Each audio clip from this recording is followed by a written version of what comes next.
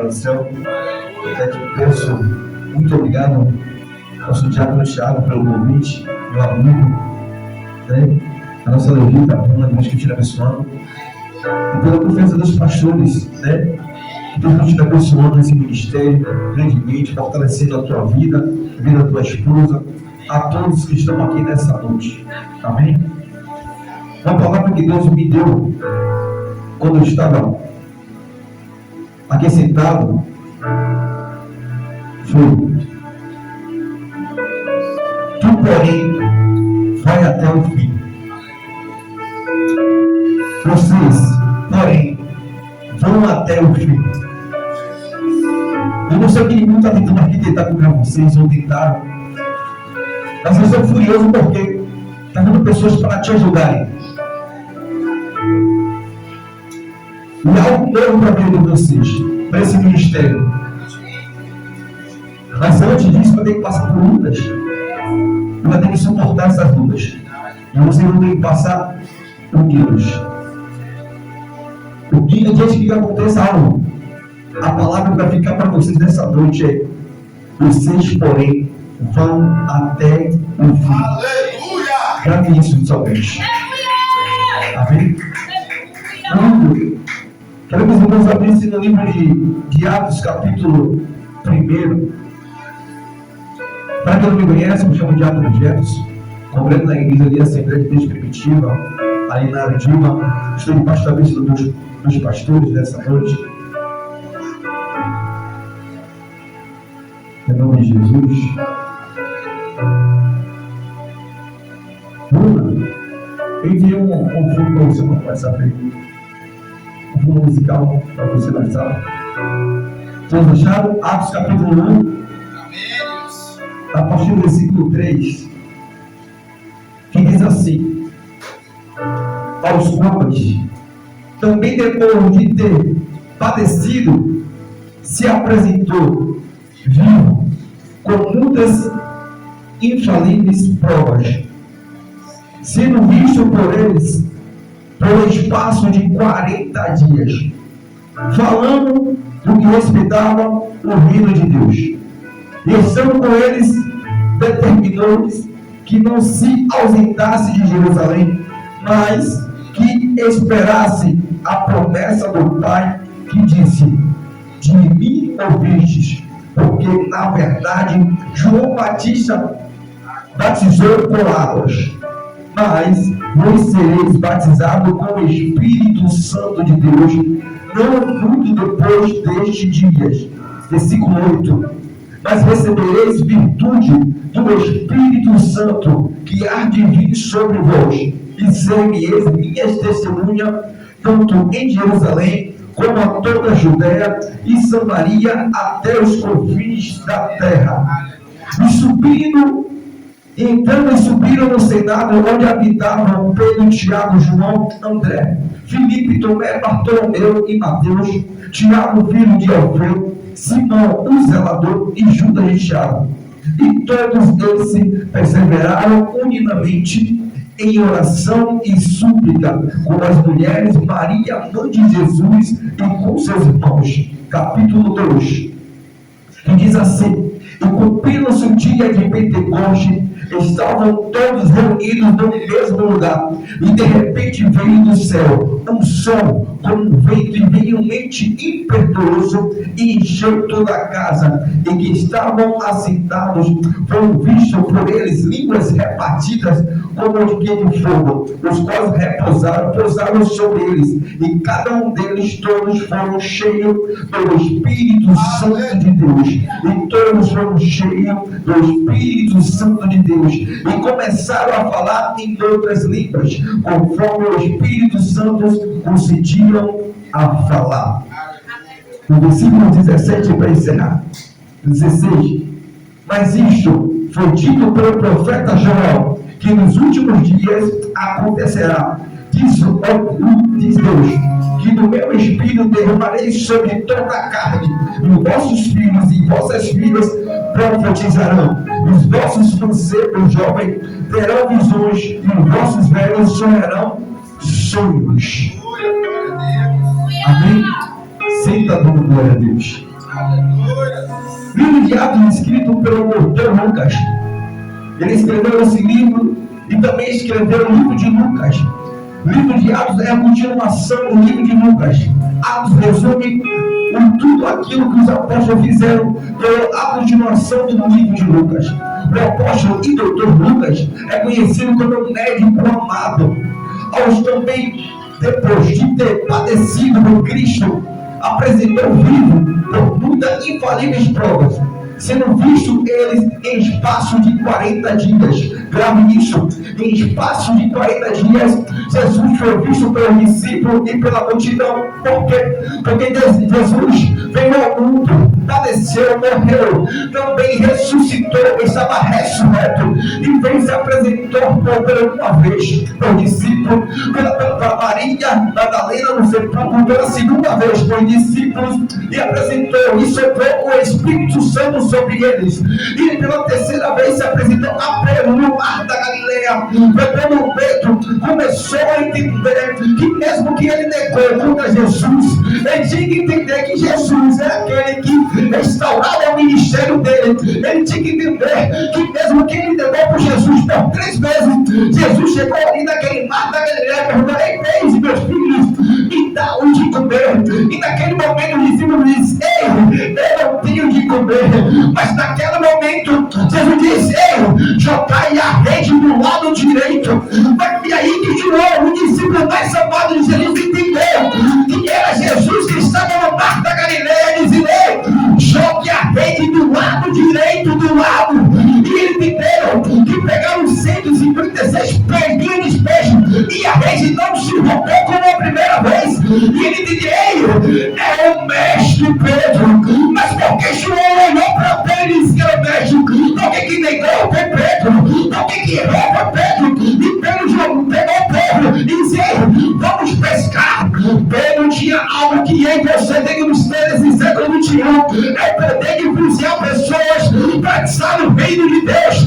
Pedro influenciou outras pessoas para voltar a pescar, para voltar a rimar de novo. Mas ele entendia que aquela noite podia ser uma noite de frustração para ele, mas pela manhã algo ia mudar a história de Pedro, algo ia mudar a história dele, porque Pedro até retrocedeu quando negou Jesus. Mas naquele momento Deus ia fazer 3 perguntas para Pedro, dizendo: ei, Pedro, tu me amas, Pedro?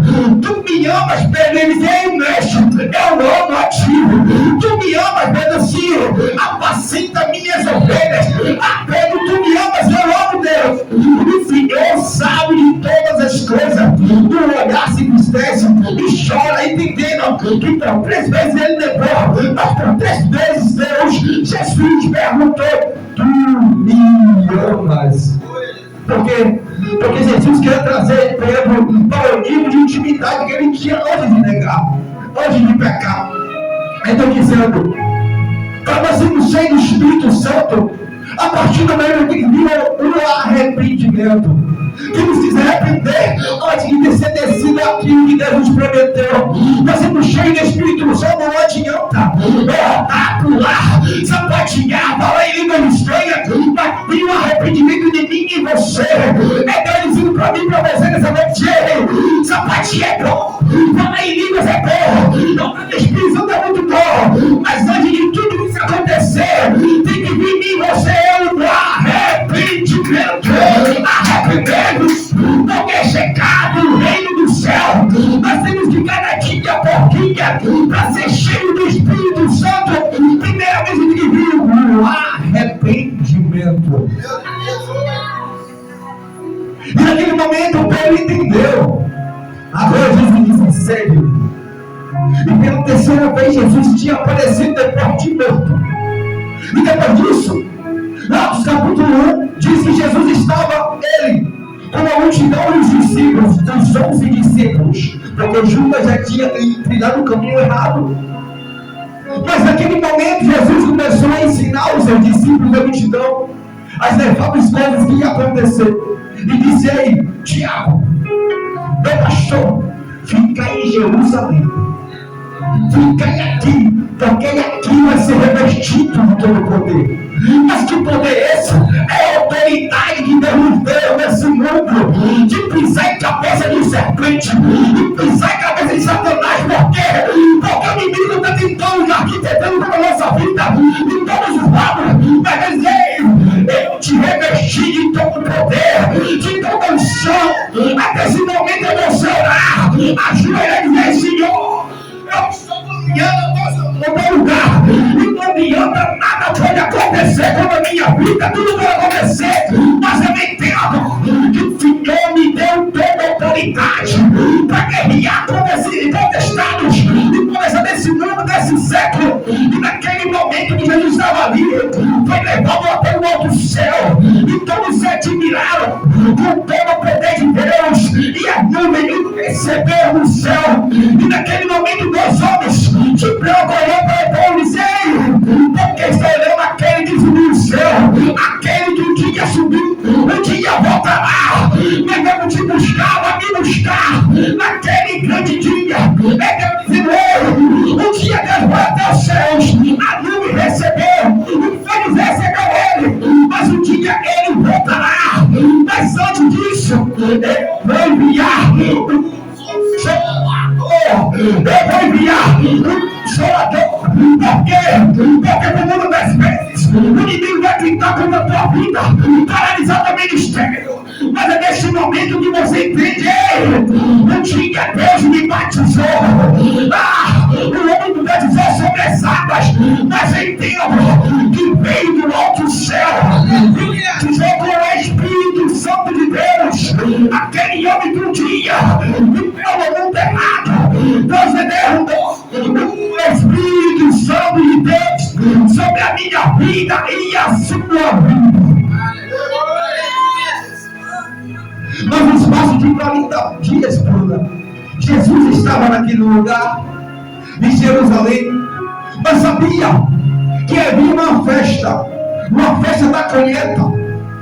Essa festa da colheita significa Pentecoste. Pentecoste, penta de 50 e coste de colheita. Eles tinham que entender que naquele momento, de completar 50 dias, ia acontecer algo sobrenatural. E ele dizer: no espaço de dias, vai acontecer algo que vai surpreender vocês. Vai acontecer algo que vai tomar tudo aquele lugar onde você está. E no espaço de 40 dias, Jesus profetizou, falou, ensinou. Mas faltava lá, pastor, 10 dias na festa de Pentecostes, faltava 10 dias na festa da colheita. Que festa é essa? É a festa que nós vimos de Deus depois do tempo da colheita, para agradecer a Deus de tudo aquilo que ele fez na colheita que eles prometeram, pegaram, armazenaram. E naquele momento faltavam 10 dias para o dia de Pentecostes, o dia que Deus ia se manifestar sobre aquele lugar, sobre aquele cenáculo. Mas no livro de Coríntios, capítulo 15, se não me engano, Paulo diz que era aproximadamente 500 pessoas que estavam ouvindo Jesus subindo aos céus. Mas naquele momento da oração, com Pedro, João e Tiago, os discípulos só eram aproximadamente 120 pessoas. E cadê as 330 pessoas? Sabe por quê? Porque se uma campanha da vitória, a igreja luta. Uma campanha da vitória, a igreja luta. Mas uma campanha da oração, a igreja não quer lutar. Por quê? Do mundo baixo, você requer a bênção, mas a pessoa olhar e pedir oração, e pedir oração pelo bairro, pelo quente querido, pela família, é muito difícil. Quer bênção, mas não quer abençoador para a vida. E naquele momento, aproximadamente 120 pessoas estavam com Pedro, Tiago, João e discípulo. A mãe de Jesus, estavam reunidos num cenáculo, numa casa parecida com essa. Eu posso contemplar Tiago, Pedro, aquele discípulo que um dia Jesus disse: fica aqui orando por mim, que eu vou orar. Fica aqui orando por mim, que eu vou orar. Mas naquele momento, o discípulo, em vez de orar, ele dormiu.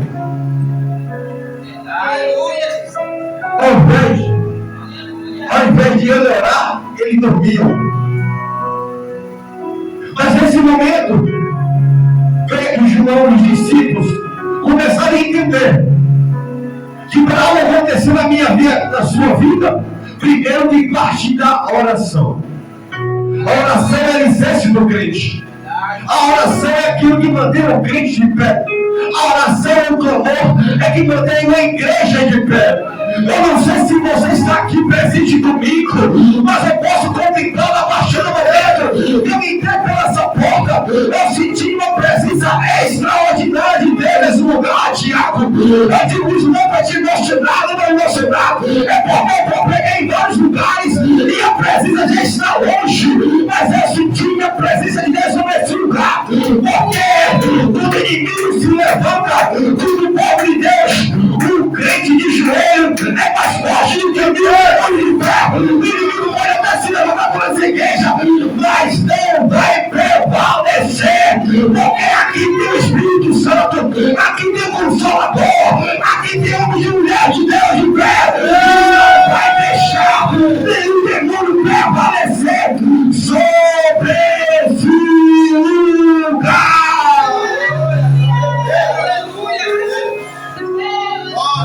Meu pastor, minha pastora, eles podem até tentarem, mas não vão conseguir. Eles podem até tentarem, Tiago, mas não vão conseguir. Porque aqueles que estão de pé e caminhando o alvo que é Cristo, eles podem até tentar nas nossas vidas, mas eu tenho plena certeza, aquele que nos prometeu, aquele que nos chamou, ele disse, aquele que começou a boa obra, aquele que começou a boa obra, ele é fiel para terminar. Nós somos falhos, pecadores. Nós somos pecadores arrependidos. É sobre isso que eu vim falar aqui. Sobre arrependimento. Sobre busca ao Espírito Santo. Que antes de receber o Espírito Santo, antes de acontecer algo, o arrependimento. Mas o que é isso? Arrependimento é mudança de vida, mudança de roteiro, mudança de destino. É quando nós estamos caminhando por caminhos que parecem até mal. E é mal. Mas no final é caminho para nós. Mas em Jesus, até hoje eu trilhei em caminhos como o cego Bartimeu.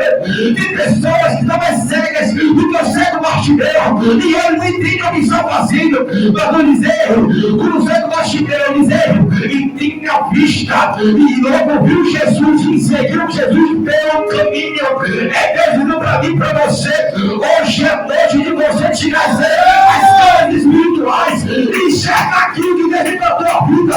Não importa o que aconteceu, não importa o que passou, o que importa é que Deus está tratando sobre essa casa. Encher essa casa da glória de Deus, e encher essa casa do Espírito Santo de Deus. Ei, mulher, ei, homem, nenhuma armadilha preparada contra a tua vida prosperará, porque o Espírito Santo está aqui, está tomando essa casa de glória. Eu já consigo sentir a tua presença, Senhor. Essa casa está voando sobre a tua fumaça de glória. Os anjos e arcanjos estão nessa porta, tua espada desembanhando em flores nele. Não passa nada, não passa nada, porque eu vou cortar o arco, quebrar a lança, queimar os carros no fogo e vou dar vitória ao meu povo eleito de Jesus. Ele tem vitória para você e para mim dessa vez. E como estava ali, em espaço de 40 dias, eu acredito não, Tiago. O espaço de 40 dias faltava 10 dias para o dia de Pentecoste, o 50º dia da colheita.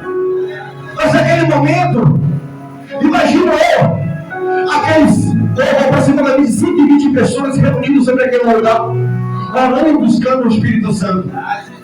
O culto aqui é toda quarta-feira sobre a busca do Espírito Santo, não é isso?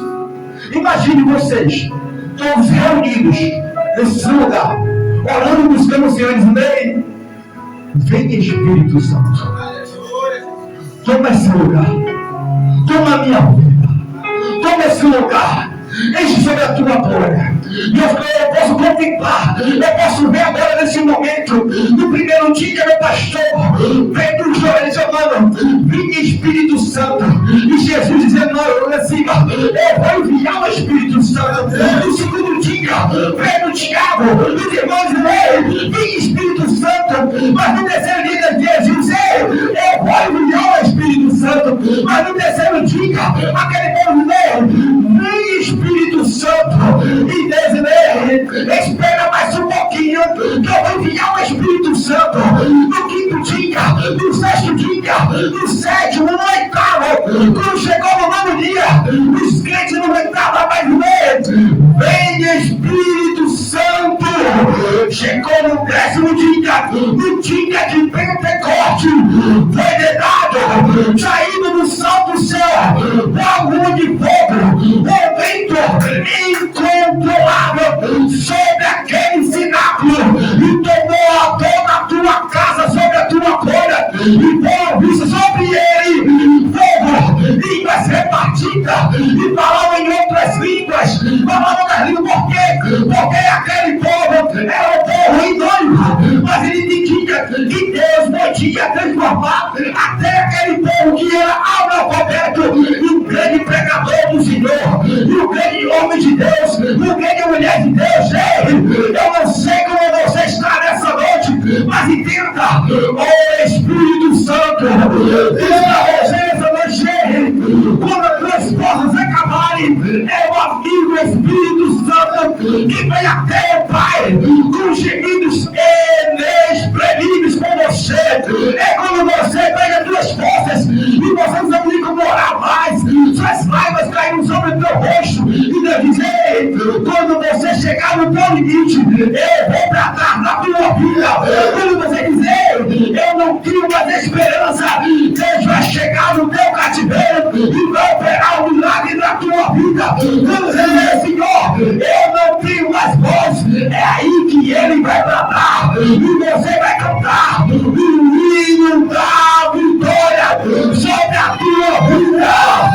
Nada vai parar essa igreja, porque tu, porém, vai até o fim. Vocês vão até o fim, porque aquele que confia em vocês, ele é fiel para terminar. Ele é fiel. Eu posso até mentir, eu posso até enganar, mas eu conheço um. Eu digo porque ninguém mente.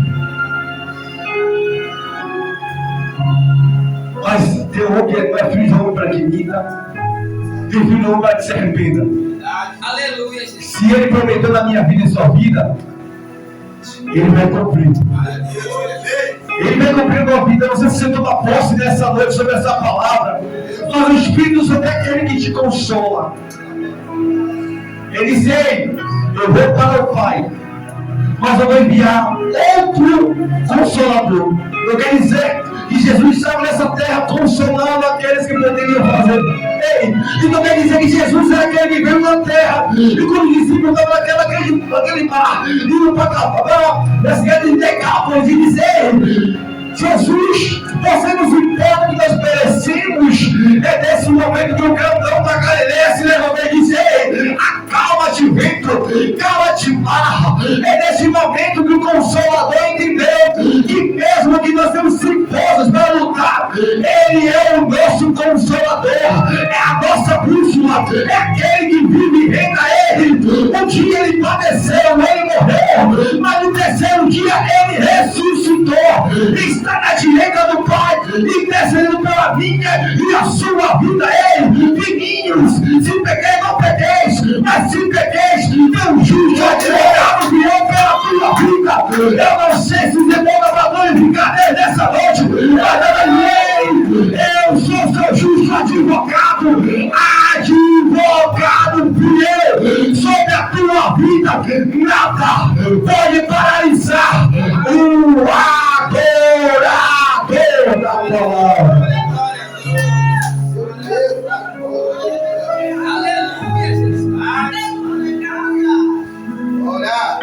Mas Pedro era um homem, muitas vezes homens brutos, não sabia se comportar. Jesus sabia que ele sempre carregava uma espada na bainha, mas nunca mandou largar. Mas Jesus sabia, ei, Pedro, duas pedras, mas sobre essa pedra edificaria a minha igreja. É nesse momento que entendo que para ser pastor, para ser serviço de obra, não precisa ser perfeito. Simplesmente tem que ser disponível para a obra. Para ser diácono, diaconisa, pastora, missionária, não precisa ser perfeito, falar bonito, falar várias línguas, não. Precisa somente estar disponível para a obra dele. É nesse momento que eu entendo, meu pastor, que em Pedro te diga, eu sou até homem bruto, mas Deus vai lapidar essa pedra e vai ficar mais pura do que um diamante, vai ficar mais linda do que rubi, vai ficar mais perfeita do que todos os diamantes nessa terra. Aí eu entendo, hein, Pedro, você pode até pegar uma vez, mas errado outra vez, mas entenda, sobre essa pedra eu edificarei a minha igreja. Imagina um homem que decora, que errou, mas ele entendia que Jesus confiava nele, e chegando no dia de Pentecostes, todos foram revestidos de poder.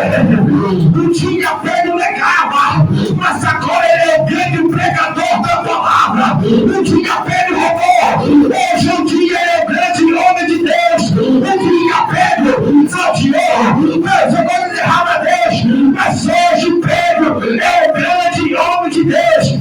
E chegando no capítulo 2, quem era o pregador? Era Pedro. No capítulo 3, aquele coxo estava lá, caído. Quem era o pregador? Era Pedro. Chegando em Atos 4, quem era o pregador? Era Pedro. E Atos 5, a igreja tem problema. Quem é o pregador? Era Pedro. Eu acredito em Deus que pega a homem do futuro e a Pedro. E começa a se arrepender e vai viver no extraordinário de Deus. Que pecava, agora prega. Que pecava, agora é o grande líder do povo de Deus. E começou a igreja primitiva através de um pastor. E o nome dele é Pedro. Pedro. Então entenda nessa noite, você, para receber aquilo que foi desde Atos 2 até o dia de hoje, para ir dar manutenção daquilo que Deus te deu, é dia por dia, quarta por quarta, quinta por quinta, você afiando as tuas ferramentas espirituais e buscar dia por dia a busca pelo Espírito Santo de Deus. Porque eu me lembro, Paulo queria para um lugar e o Espírito dele mandava ele para outro. Paulo queria ficar, e o Espírito dele, mano, fica aqui na hora, você vai. Paulo queria para a Etiópia, eu não, o Espírito vai, você vai para a Europa. Pregou lá meu evangelho. O Espírito Santo é algo, a terceira pessoa da Trindade Santa, o Pai, o Filho e o Espírito Santo de Deus. É sobre isso que eu entendo que o Pai está no céu, o Filho agora está no céu, mas o terceiro, a Trindade Santa, o Espírito Santo, habita em mim e você nessa noite. Você entende que você carrega em você é mais valioso do que tudo nessa vida. O que você carrega dentro de você é o Espírito Santo de Deus.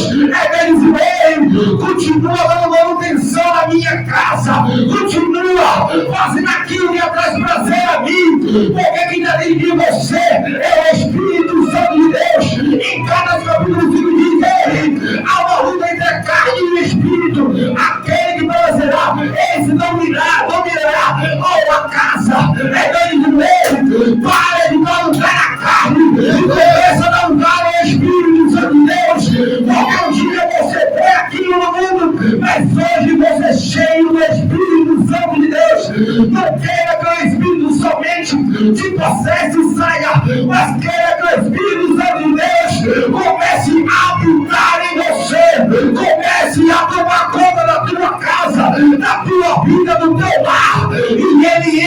tua boca e toda palavra que vai sair da boca de Deus, porque nessa noite eu digo para você, Ele está sobre esse lugar e está falando para você: ei, dobra a minha casa em ordem, porque eu quero habitar em você. Mas que casa é essa? É o teu equilíbrio do Espírito Santo, é a tua vida. Eu quero transportar a tua vida, mexendo no meu Espírito Santo. Aleluia!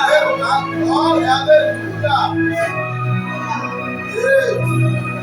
No Velho Testamento, já disseram, no Velho Testamento sabemos que o Espírito de Deus usava os profetas e saíam. Só que estavam naquele tempo, no período que Deus queria entregar algum recado para aquele povo. Mas quando Jesus Cristo veio ao mundo, no véu se rasgou, nós temos acesso a algo extraordinário. Mais valioso que prata, que ouro, que rubi, que tudo. Temos conosco, posso dizer assim, um psicólogo, um pai, um amigo, um conselheiro e um consolador. Tudo ao mesmo tempo. Porque nós estamos na noite mais escura da nossa vida. É nesse momento que nós colocamos os joelhos no chão e dizemos: Senhor, me ajuda. Ai, Espírito Santo. E a palavra de Deus diz em Romanos, se eu não me engano, 8, 15. E mesmo quando nós temos palavra para dizer, nosso amigo, o Espírito Santo, vai até o Pai, onde aqueles inexprimíveis. O que é inexprimíveis? É quando nós não temos expressão, nós não temos o que falar. É quando nós sabemos chorar e pedir: socorro a Deus, socorro a Deus, socorro a Deus, eu não aguento mais.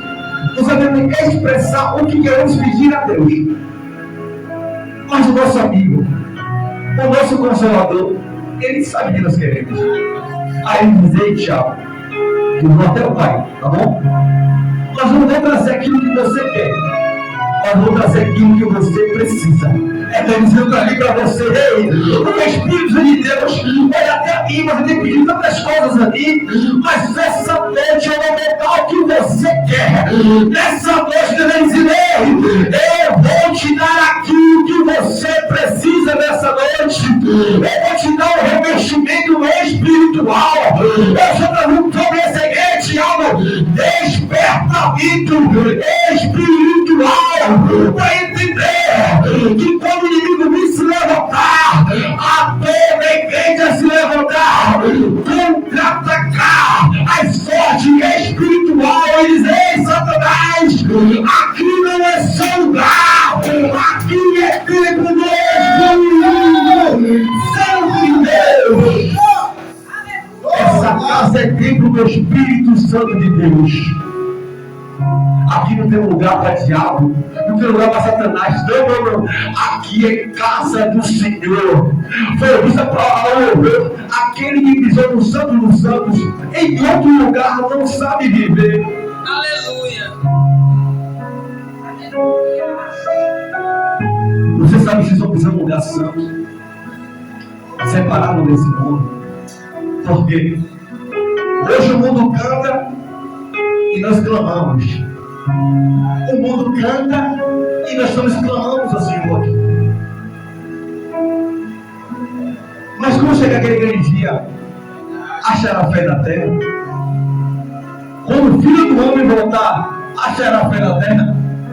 Aí eu entendo que a igreja vai ser arrebatada e o mundo que hoje canta vai começar a clamar, vai começar a chorar, vai começar a pedir por socorro, vai começar a dizer: Senhor, porque eu não vi aquela igreja barulhenta.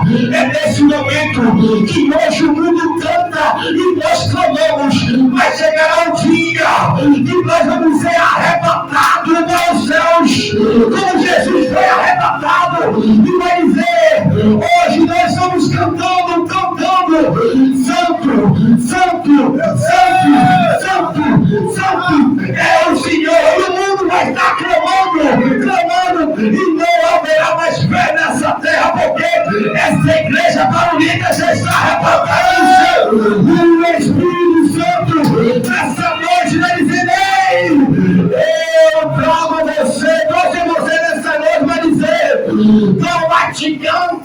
eu vou enxugar as tuas lágrimas e vou te colocar de pé, porque prostrado não vai receber o que eu tenho para a tua vida. Então coloca na posição, desperta aquilo que está fora do lugar e olha para o autor e consumador da tua vida.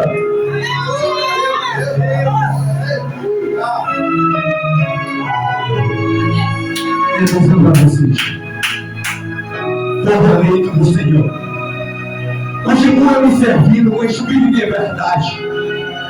A primeira vez que eu vejo na Bíblia Deus procurando alguém, Tiago, eu dizei, eu procuro verdadeiros adoradores que adoram o Pai em espírito e em verdade. Adorar significa servir, e aqui eu estou vendo homens e mulheres que querem servir ao Senhor em espírito e em verdade.